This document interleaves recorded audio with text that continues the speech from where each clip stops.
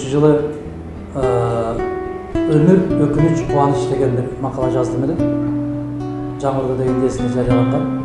Өкүнүч аябай көп. Мен өкүнөм.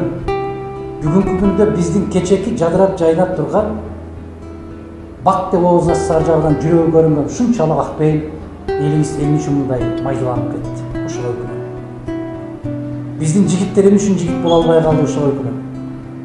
Биздин кыздар эмне үчүн аял затка таандык назиктигин жоготуп койду? Ушуга өкүнөм. Биздин жаштар эмне үчүн сабатсыз болуп баратат? Ушуга өкүнөм. Биздин аксакалдар эмнеге эки сүйлөйт? Ушуга өкүнөм. Биздин жетекчилер эмне үчүн чечим кабыл ала албайт? Ушуга өкүнөм. Өкүнүч ар кадамда бар. Ар бир кадамда өкүнүч. Ошондуктан жалгыз эле мунуга өкүнөм, а буга өкүнбөйм дегендин өзү туура эмес. Ар бир кадамга өкүнөсүң. Айрыкча жаштар атаң менен энеңди өз убагында сыйлай албай калганга катуу өкүнөсүң. Башыңды дубалга 1000 жолу уруп ыйлайсың, кайтара албайсың.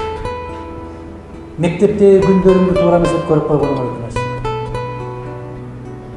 Бардык өкүнүч адам баласында жүрөк болгондон кийин кубанычка караганда өкүнүч көбүрөөк болот бул өмүрдө. Себеби бул жалган дүйнө деп коет.